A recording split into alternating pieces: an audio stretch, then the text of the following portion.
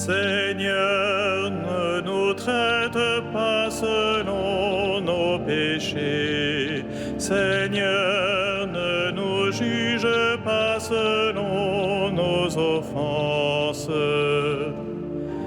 Que descende sur nous ta miséricorde.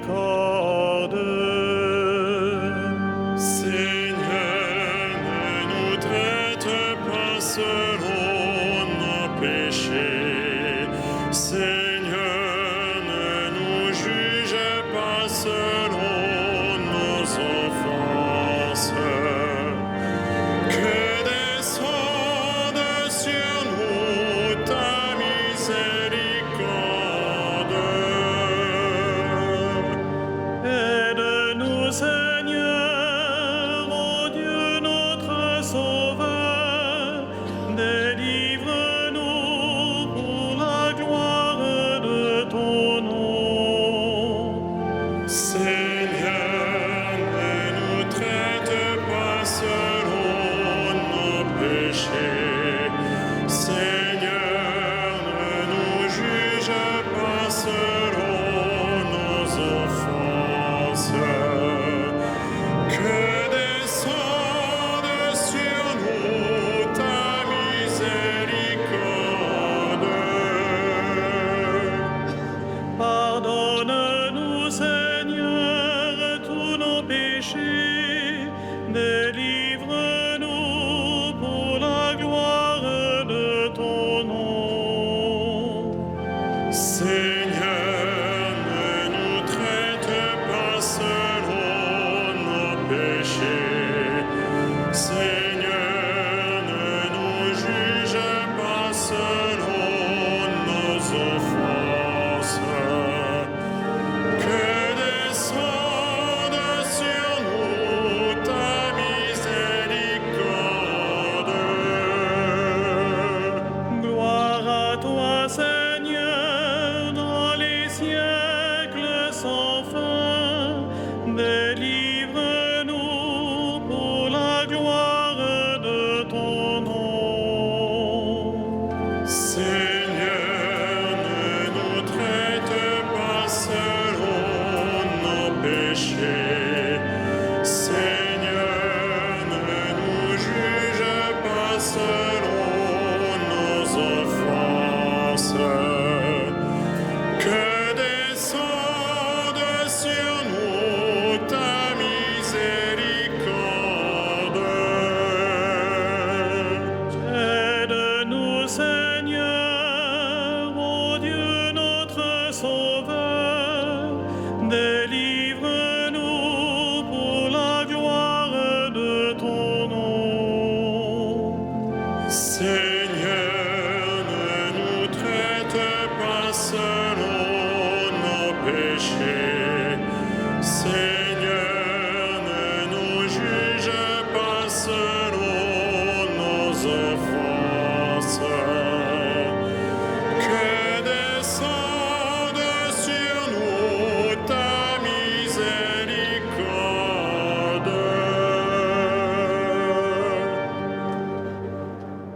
Au nom du Père, du Fils et du Saint-Esprit, la paix soit avec vous. Bonsoir, chers tous, chers frères, chères sœurs, vous qui êtes fidèles à nous suivre ici dans cette cathédrale, mais aussi qui nous écoutez sur Radio Notre-Dame et qui nous regardez sur la télévision KTO. Bienvenue à tous. Oui, nous nous présentons toujours devant le Seigneur, car si nous reconnaissons notre péché, si devant lui nous acceptons de nous laisser regarder avec nos fautes, c'est alors que peut s'exercer sa miséricorde. Aussi, en commençant cette Eucharistie, nous nous tournons vers le Seigneur et nous reconnaissons ensemble notre péché. Je confesse à Dieu Tout-Puissant, je reconnais devant mes frères que j'ai péché en pensée, en parole, par action et par omission. Oui, j'ai vraiment péché. C'est pourquoi je supplie la Vierge Marie, les anges et tous les saints, et vous aussi, mes frères, de prier pour moi le Seigneur notre Dieu. Que Dieu Tout-Puissant nous fasse miséricorde, qu'il nous pardonne nos péchés et nous conduise à la vie éternelle.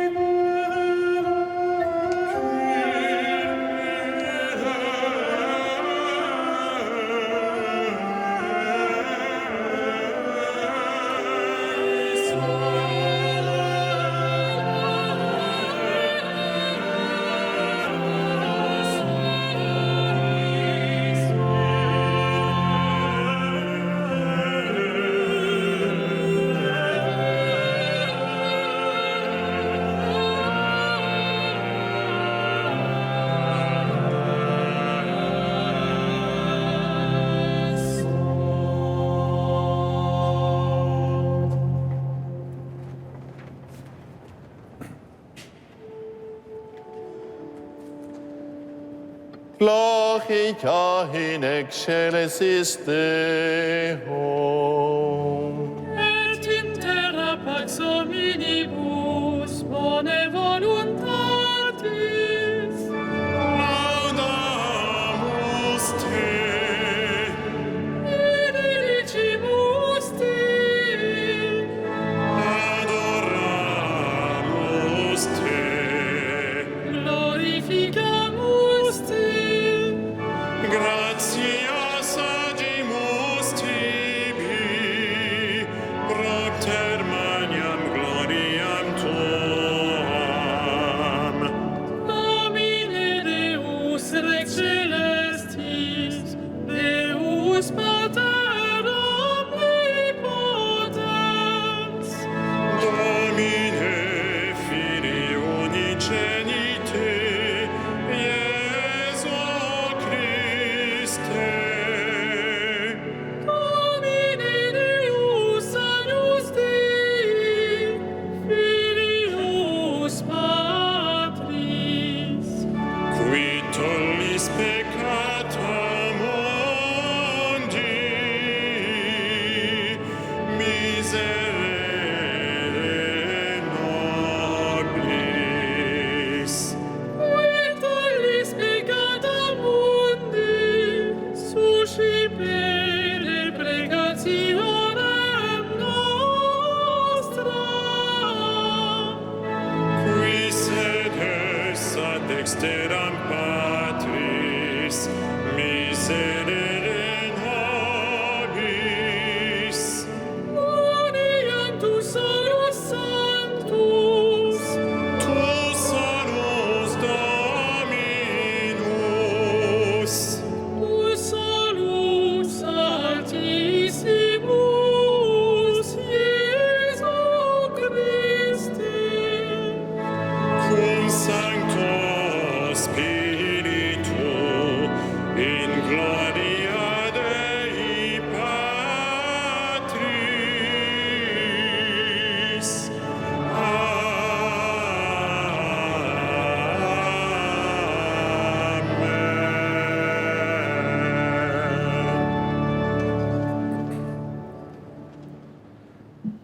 Prions le Seigneur.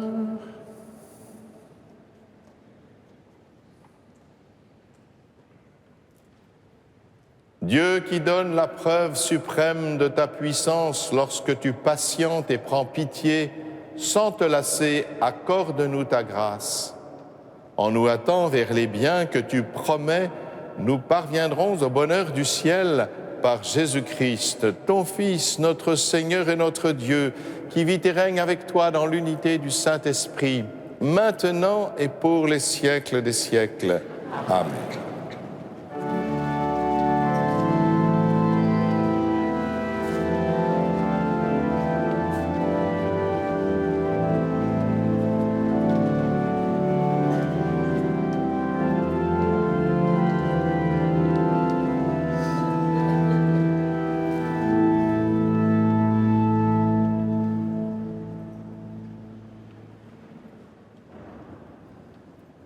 Lecture du livre des Nombres.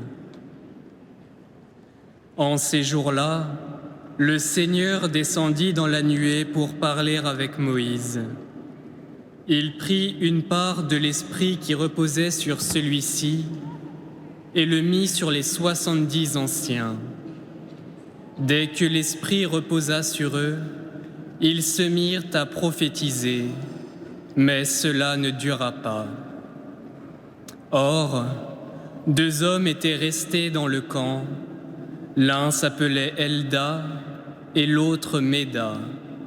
L'esprit reposa sur eux.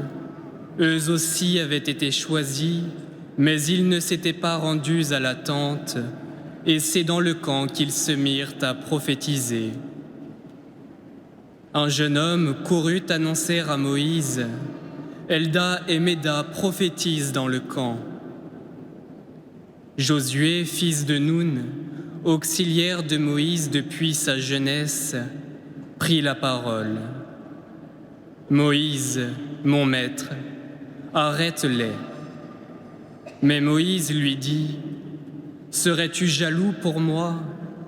Ah, si le Seigneur pouvait faire de tout son peuple un peuple de prophètes.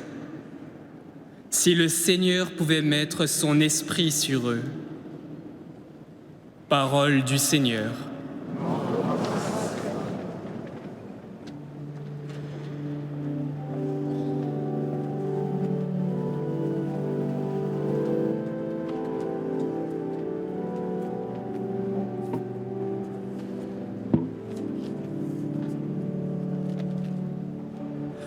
Les préceptes du Seigneur sont droits, ils réjouissent le cœur.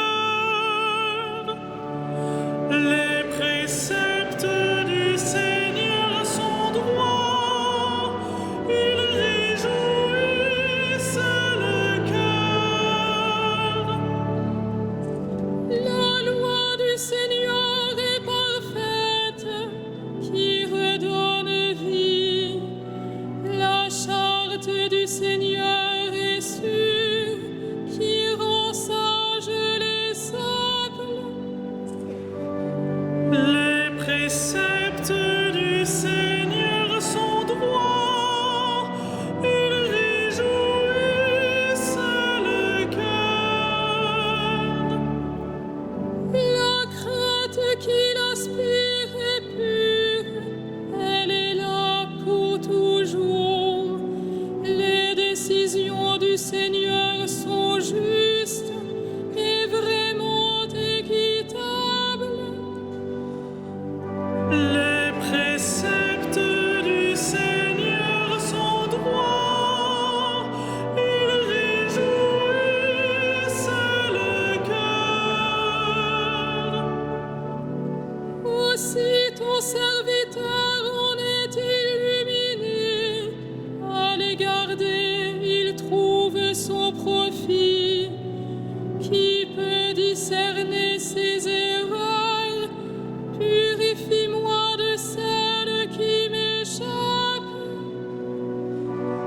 Les préceptes du Seigneur sont droits, ils réjouissent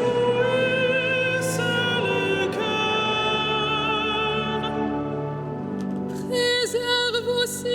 serviteur de l'orgueil, qu'il n'ait sur moi aucune emprise. Alors je serai sans reproche, pur d'un grand péché. Les préceptes du Seigneur sont droits, ils réjouissent le cœur.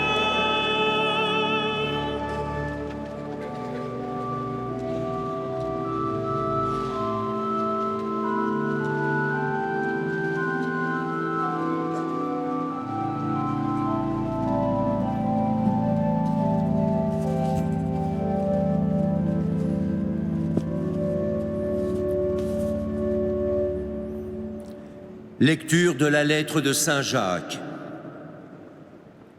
Vous autres maintenant les riches, pleurez, lamentez-vous sur les malheurs qui vous attendent.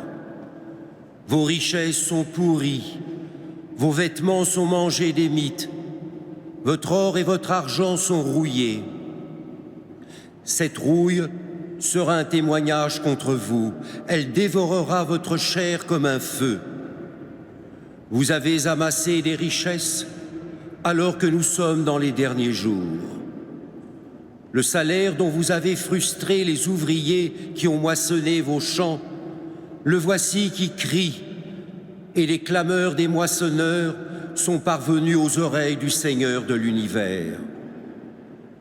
Vous avez mené sur terre une vie de luxe et de délices, et vous vous êtes rassasiés au jour du massacre.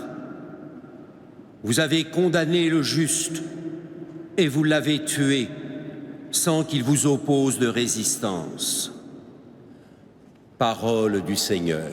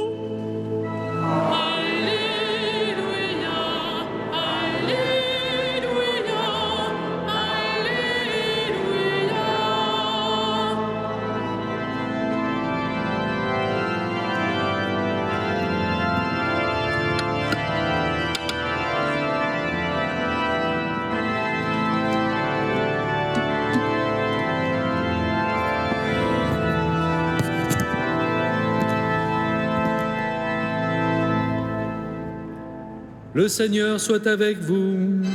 Et avec votre esprit, Évangile de Jésus-Christ selon saint Marc. gloire à toi, Seigneur.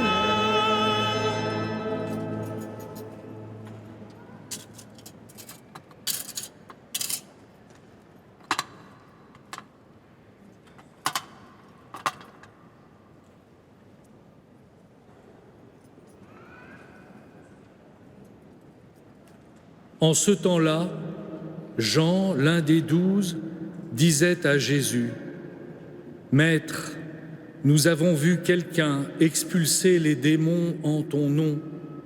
Nous l'en avons empêché, car il n'est pas de ceux qui nous suivent. » Jésus répondit : « Ne l'en empêchez pas, car celui qui fait un miracle en mon nom ne peut pas, aussitôt après, mal parler de moi.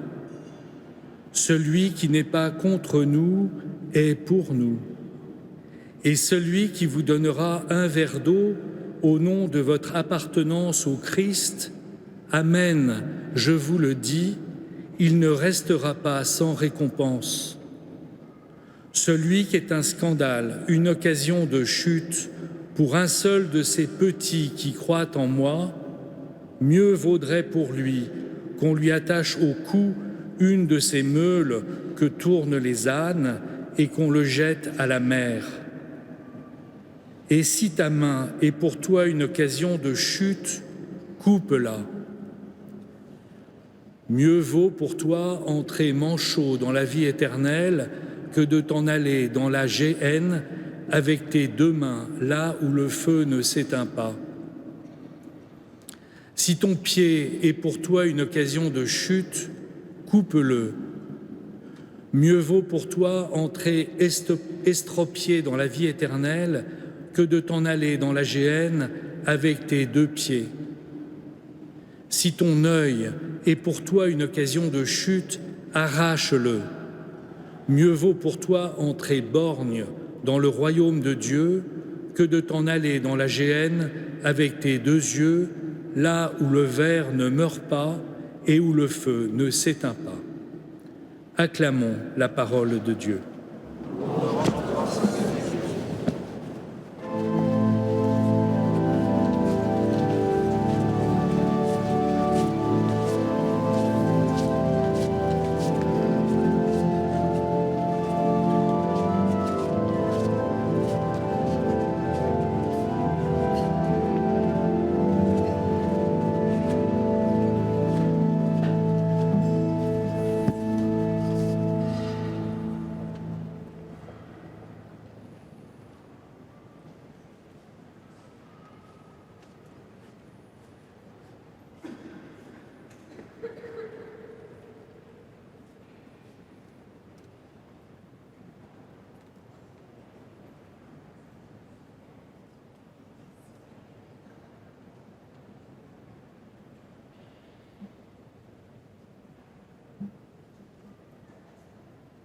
En entendant cet évangile, je ne peux pas m'empêcher de penser à la tête que nous aurons quand nous arriverons au ciel. Vous imaginez, borgne, estropié, manchot. Ah, je sais bien que le pape nous dit que notre Église est un hôpital de campagne, mais alors ça veut dire que le paradis sera carrément un hospice. En fait, lequel d'entre nous peut affirmer avec certitude que sa main n'a jamais porté la violence, que ses pieds l'ont toujours conduit sur un chemin de sainteté? Lequel d'entre nous, sans rire, n'a pas eu au moins une fois dans sa vie un œil concupiscent? Bien sûr, il s'agit de la part du Seigneur d'une exagération sémantique, comme l'on dit, pour montrer au fond que tout est subordonné au royaume de Dieu, que l'objectif de toute notre vie est la vie éternelle qu'il promet et que rien ne doit faire obstacle à ce chemin et à cette vocation qui est celle de tout humain. Il est important aussi de comprendre que cette vie éternelle commence dès ici-bas, dans la mesure justement où nous suivons le Christ, où nous lui appartenons et où nous vivons dans son intimité. C'est bien ce que le Seigneur nous apprend dans cet évangile. Et lorsque nous faisons du bien en son nom, au fond, nous apprenons à aimer comme lui nous aime. Et en l'aimant ainsi, par nos simples gestes de charité, nous permettons à beaucoup d'autres, de nos frères humains, de connaître Jésus, de vivre de sa vie et d'accueillir ce qui est le plus important, l'amour infini. Comment peut-on vivre si l'on n'est pas aimé? Nous en avons fait l'expérience nous-mêmes, frères et sœurs. Nous avons eu la chance, pour la plupart, je l'espère, d'avoir été aimés par nos parents. Et ce regard sur nous, ce regard d'amour, nous a permis de comprendre que nous étions aimables et que peut-être notre vocation était d'aimer. Puis plus tard, nous savons bien que ce sont ces relations interpersonnelles qui nous permettent d'accueillir l'amour et de vivre de l'amour, ce qui nous met la joie la plus profonde au cœur. Il n'y a pas d'autre vraie joie que celle d'aimer et d'être aimé. Ainsi, savoir que nous sommes aimés de toute éternité, puisque si nous existons, si nous sommes sur cette terre, ce n'est pas seulement parce que des parents auraient voulu que nous existions, non. c'est parce que nous appartenons au projet de Dieu de toute éternité et que ce projet est un projet d'amour. Quelle grâce pour nous! Ainsi, nous entrons dans cet amour par la moindre de nos actions. Le simple fait de donner un verre d'eau au nom du Christ est un acte qui nous fait entrer dans la communion divine. Ne négligeons pas ni les actes les plus humbles, ni non plus les œuvres impressionnantes, car aussi bien dans les actes les plus simples que dans les œuvres impressionnantes, la toute-puissance de Dieu est manifestée. Et c'est bien ce que Jésus exprime quand il dit qu'il nous faut accueillir celui qui fait un miracle en son nom, même s'il n'appartient pas à notre communauté. Notre communauté.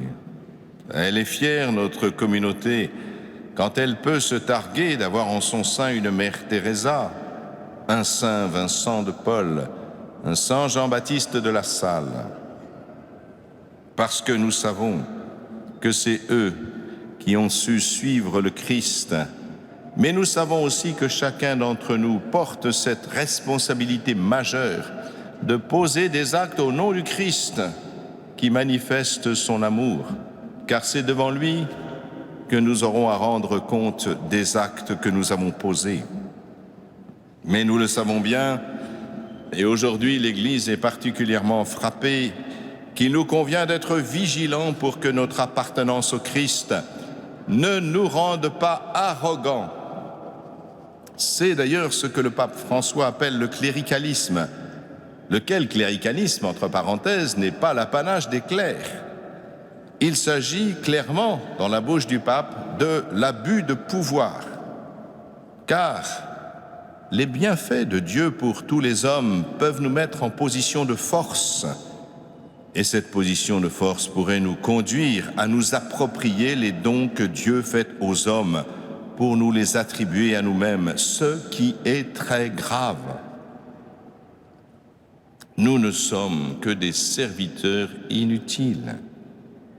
Comment éviter cette dérive? Je crois vraiment qu'il n'y a que la prière suppliante devant Dieu qui nous permet de rester à notre juste place de serviteurs inutiles dont Dieu pourrait fort bien se passer, mais dont il souhaite qu'ils soient ses messagers. En effet, même si les gens peuvent nous admirer à cause de nos charismes, comme on dit, c'est seul devant Dieu, à l'oraison, quand personne ne nous voit, que nous apprenons du Christ le véritable sens du service, où le frère, quel qu'il soit, revêt une dignité inouïe, car nous savons que le Christ est présent en lui. Oui, devant notre Seigneur Jésus-Christ, nous ne pouvons pas porter de masque, nous ne pouvons pas faire semblant. Et tout ce que l'on pourrait dire sur nous, quand nous sommes exposés, par exemple, comme un archevêque de Paris, vous savez, que l'on trimballe un peu comme une devanture de vitrine, eh bien, ce pauvre archevêque, que l'on dise du mal de lui ou du bien, il pourrait penser qu'il est important. Eh bien non, c'est la nuit, justement, quand il est devant le Seigneur, en silence, et que seul le Seigneur le voit, qu'il sait qu'il n'est rien d'autre qu'un pauvre serviteur que Dieu a bien voulu appeler. Oui, il nous faut prier tous les jours et supplier de n'être pour personne une occasion de scandale, une occasion de chute pour tous ceux qui aiment notre Seigneur Jésus et qui pourraient être éloignés de lui par notre faute. Je peux vous révéler un secret tous les jours, vraiment dans mon oraison, tous les jours, je prie pour n'être pour personne une cause de scandale. Parce que, vous le savez bien, frères et sœurs, nos paroles peuvent blesser, nos pensées et nos actes peuvent blesser, même si nous ne le voulons pas. Car vous êtes tous là, très nombreux, ceux qui sont ici et ceux qui nous regardent, Suis-je absolument sûr que les paroles que je vais dire ne blessent pas quelqu'un? Alors je demande vraiment au Seigneur qu'il n'en soit pas ainsi, que l'Esprit Saint vienne vraiment pour que, si ma parole n'est pas juste, elle soit ajustée dans le cœur de celui qui la reçoit, pour n'être pas éloigné du Christ, jamais. C'est vrai, bien sûr, pour les serviteurs de Dieu qu'il a appelés à le suivre, mais c'est vrai aussi de tous les baptisés sans exception. On nous regarde, frères et sœurs, en se disant, eh bien voilà comment vivent les chrétiens. Nous devons absolument réajuster notre façon de vivre, de parler, de penser, d'être dans ce monde en fonction de l'Évangile. Parce que c'est cela que les gens regardent bien plus que nos paroles. Vous le savez, nous avons cette grave responsabilité. Les prêtres qui ont donné leur vie au Seigneur pour vous servir sont aujourd'hui profondément touchés et blessés par les récentes révélations au sujet de certains de leurs frères. Ils sont honteux et humiliés de subir ces amalgames qui les fait parfois rencontrer des personnes qui les insultent en les traitant de pédophiles, eux qui ont donné leur vie. Ils ont, pour la très grosse majorité, comme le Seigneur, donné leur vie pour leurs frères et ne souhaitent qu'une seule chose, c'est de transmettre l'amour du Seigneur pour eux. Bien sûr, en suivant le Christ, qui lui est parfaitement innocent et a subi les insultes et les crachats, il savait qu'il participerait à l'opprobre subi par notre Seigneur Jésus-Christ. Mais rappelez-vous que la plupart des prêtres ont accepté de tout abandonner, leur profession, leur avenir, la possibilité de fonder une famille par amour du Christ et par amour de vous, sans vous connaître, mais simplement parce qu'ils voulaient vous permettre de connaître et d'aimer Jésus-Christ, leur Seigneur. Alors, frères et sœurs, je vous le demande, accordez votre estime et votre confiance à ces prêtres qui attendent de vous que vous leur permettiez de retrouver la joie d'avoir suivi le Christ.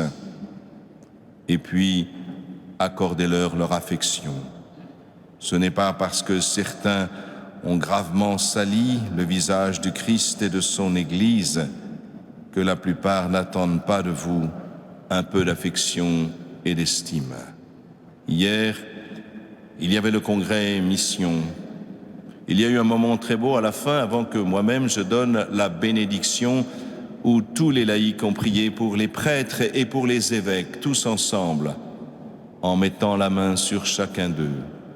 J'ai trouvé que ce geste de bénédiction de la part des laïcs sur les prêtres était un très beau geste qui signifiait leur estime, leur confiance. Puissiez-vous, frères, continuer à nous bénir.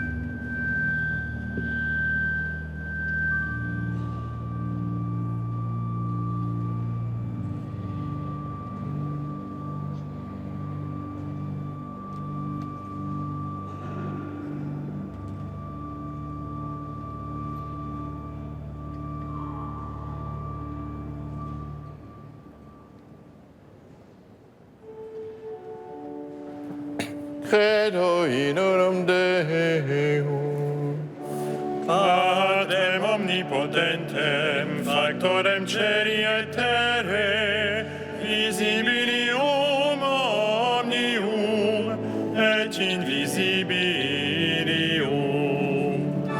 Et in unum Dominum Iesum Christum,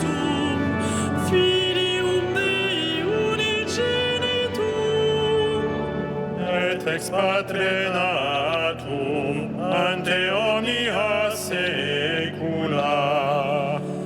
Deum de Deo, lumen de lumine, Deum verum de Deo vero. Genitum non factum consubstantiarem Patri, perquem omnia facta sunt, Qui propter nos homines, et propter nostram salutem, descendit de celis. et incarnatus est de Spiritus Sancto, ex Maria Virgine, et homo factus est. Crucifixus etiam pro nobis, sub Pontio Pilato, passus et sepultus est. Et resurrexit tertia die, secundum Scripturas. Et ascendit in caelum, sedet ad dexteram Patris. Et iterum venturus est cum gloria, judicare vivos et mortuos, cuius regni non erit finis. Et in Spiritum Sanctum Dominum, et vivificantem, qui ex Patre Filioque procedit. Qui cum Patre et Filio simul adoratur, et conglorificatur, qui locutus est per profetas. Et unam sanctam catholicam, et apostolicam ecclesiam, Confiteor unum baptisma in remissionem peccatorum. et expecto resurrectionem mortuorum, Et vitam venturi seculi.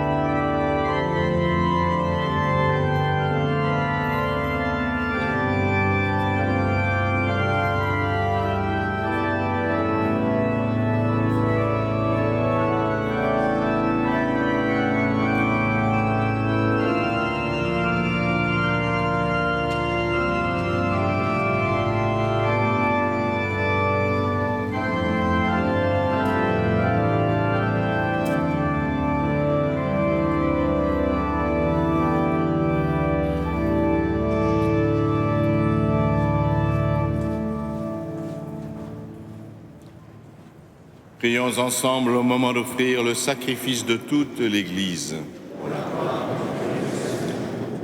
Dieu de miséricorde, accepte notre offrande, qu'elle ouvre largement pour nous la source de toute bénédiction par Jésus le Christ, notre Seigneur. Le Seigneur soit avec vous. Et avec votre esprit, Élevons notre cœur. nous le tournons vers le Seigneur. Rendons grâce au Seigneur notre Dieu. Cela est juste et bon. Vraiment, il est juste et bon de te rendre gloire, de t'offrir notre action de grâce toujours et en tout lieu. À toi, Père très saint, Dieu éternel et tout-puissant, par le Christ notre Seigneur. Dans le mystère de sa Pâque, il a fait une œuvre merveilleuse, car nous étions esclaves de la mort et du péché, et nous sommes appelés à partager sa gloire. Nous portons désormais ces noms glorieux, nation sainte, peuple racheté, race choisie, sacerdoce royal. Nous pouvons annoncer au monde les merveilles que tu as accomplies, toi qui nous fais passer des ténèbres à ton admirable lumière. C'est pourquoi avec les anges et les archanges, avec les puissances d'en haut et tous les esprits bienheureux, nous chantons l'hymne de ta gloire et sans fin nous proclamons.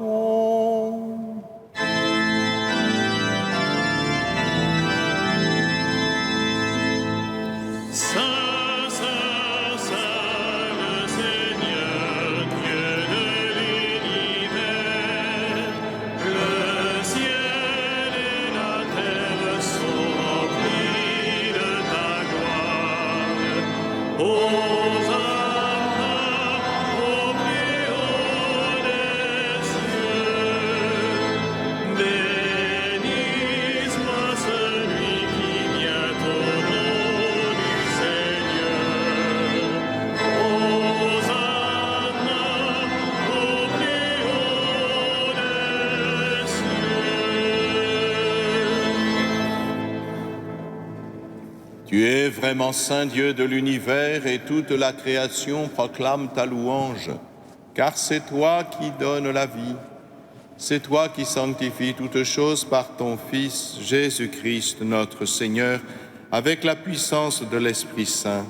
Et tu ne cesses de rassembler ton peuple afin qu'il te présente partout dans le monde une offrande pure. C'est pourquoi nous voici rassemblés devant toi et dans la communion de toute l'Église en ce premier jour de la semaine. Nous célébrons le jour où le Christ est ressuscité d'entre les morts. Par lui, que tu as élevé à ta droite, Dieu Tout-Puissant, nous te supplions de consacrer toi-même les offrandes que nous apportons. Sanctifie-les par ton esprit, pour qu'elles deviennent le corps et le sang de ton Fils, Jésus-Christ notre Seigneur, qui nous a dit de célébrer ce mystère.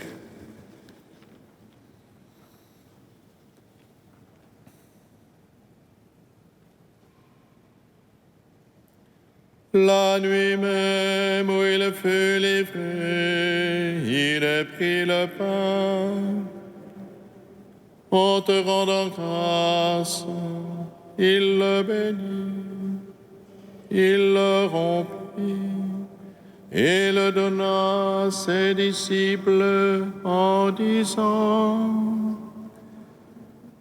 Prenez et mangez-en tous.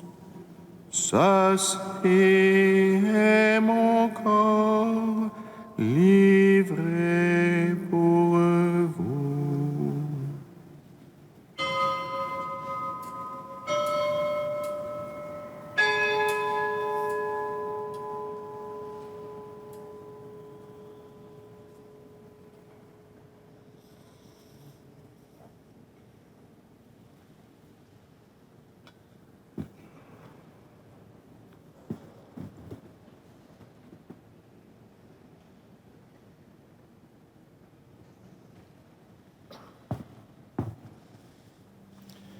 De même, à la fin du repas, il prit la coupe. En te rendant grâce, il la bénit et la donna à ses disciples en disant: Prenez et buvez-en tous, car ceci est la coupe de mon sang, le sang de l'alliance nouvelle et éternelle, qui sera versé pour vous et pour la multitude en rémission des péchés. Vous ferez cela en mémoire de moi.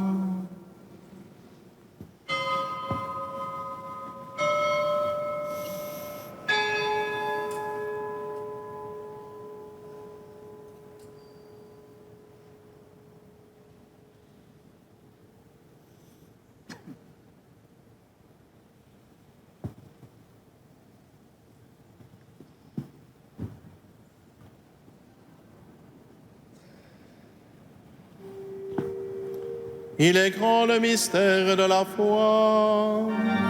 Nous proclamons ta mort, Seigneur Jésus. Nous célébrons ta résurrection. Nous attendons ta venue dans la gloire. En faisant mémoire de ton Fils, de sa passion qui nous sauve, de sa glorieuse résurrection et de son ascension dans le ciel, alors que nous attendons son dernier avènement, nous présentons cette offrande vivante et sainte pour te rendre grâce. Regarde, Seigneur, le sacrifice de ton Église et daigne y reconnaître celui de ton Fils qui nous a rétablis dans ton alliance. Quand nous serons nourris de son corps et de son sang et remplis de l'Esprit Saint, accorde-nous d'être un seul corps et un seul esprit dans le Christ.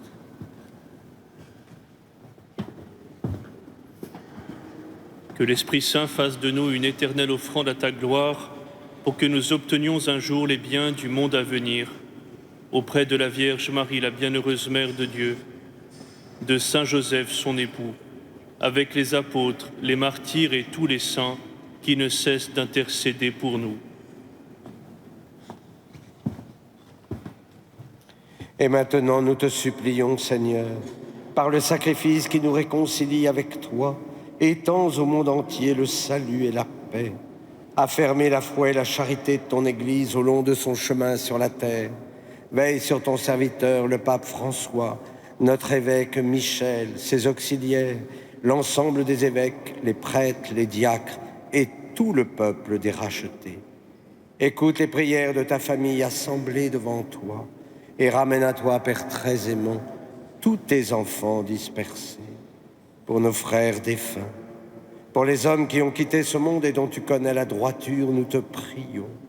Reçois-les dans ton royaume, où nous espérons être comblés de ta gloire, tous ensemble et pour l'éternité, par le Christ notre Seigneur, par qui tu donnes au monde toute grâce et tout bien.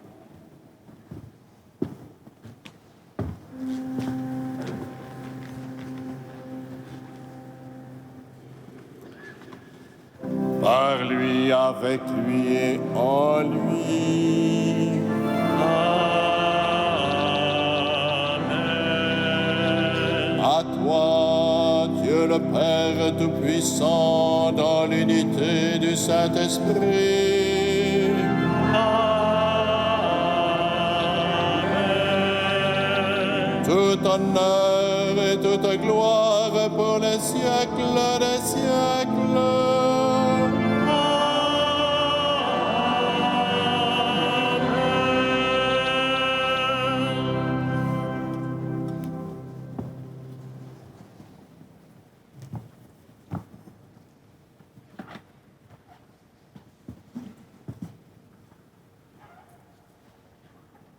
Unis dans le même esprit, nous pouvons dire avec confiance la prière que nous avons reçue de notre Sauveur Notre Père qui es aux cieux, que ton nom soit sanctifié, que ton règne vienne, que ta volonté soit faite sur la terre comme au ciel.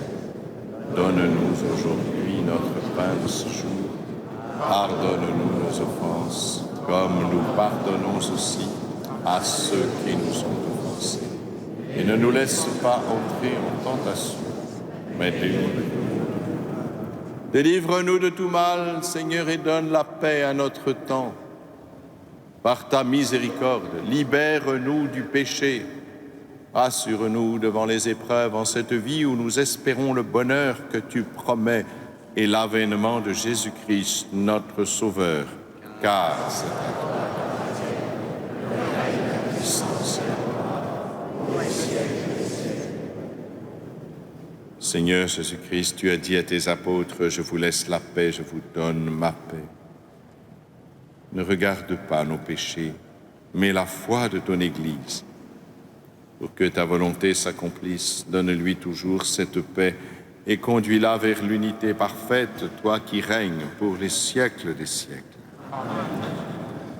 Que la paix du Seigneur soit toujours avec vous. Et avec votre esprit. Dans la charité du Christ, frères, donnez-vous la paix.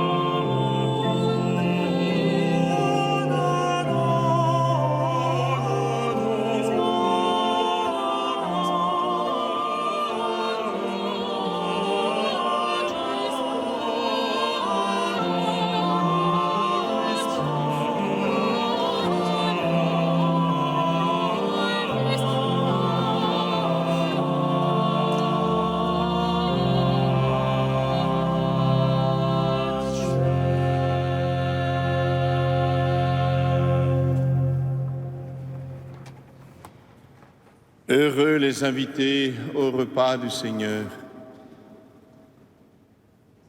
Voici l'agneau de Dieu qui enlève le péché du monde. Seigneur, je ne suis pas digne de te recevoir, mais dis seulement une parole et je serai guéri.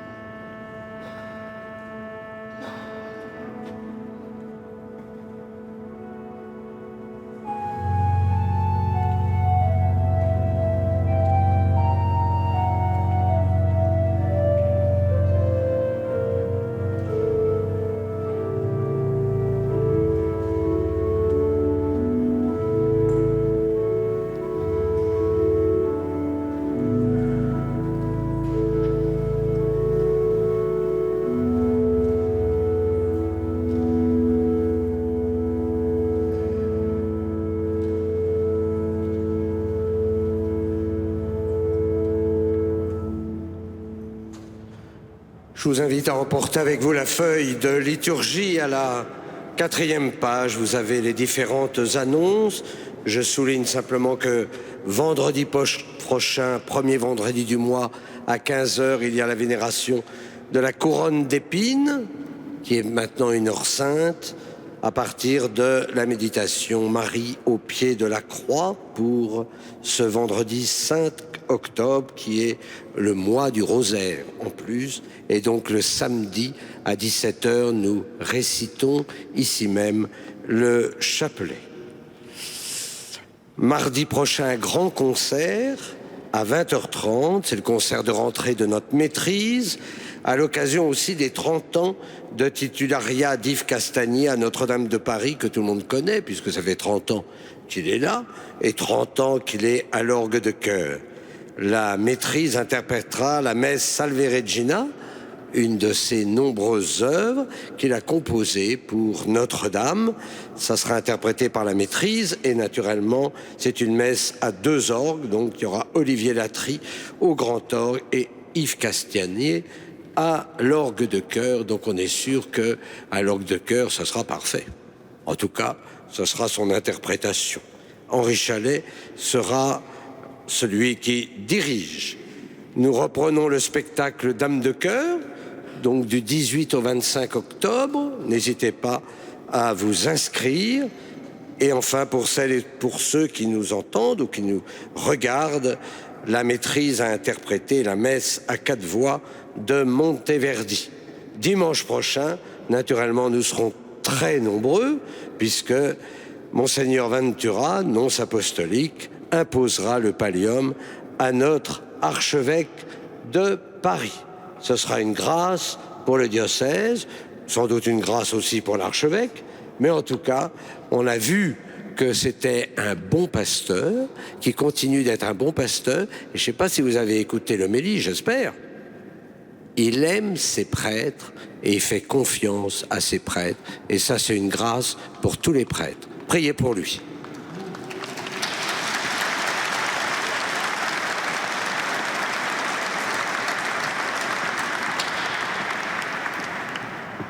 Prions ensemble.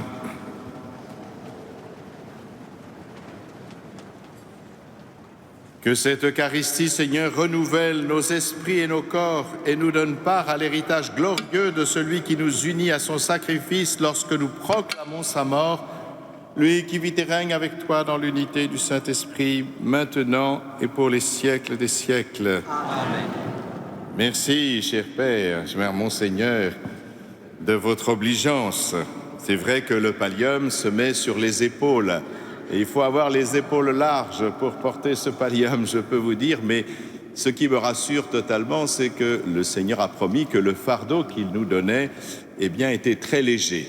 Et je le confirme, puisque c'est lui, le Seigneur, qui porte tout. Je me réjouis que cette cathédrale, effectivement, s'intéresse au cœur, c'est le cœur du cœur, le cœur de Jésus, l'orgue de chœur, la dame de chœur, et puis vous-même, cher Père, vous avez beaucoup de cœur, et donc nous sommes centrés autour du cœur, et puissions-nous rester unis autour de ce cœur.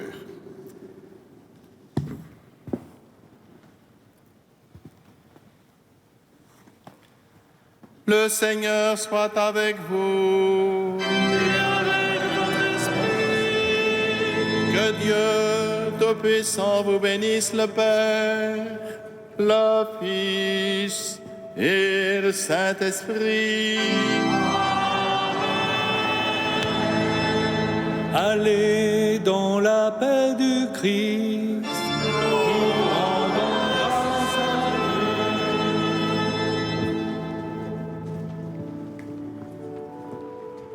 à Salve Regina.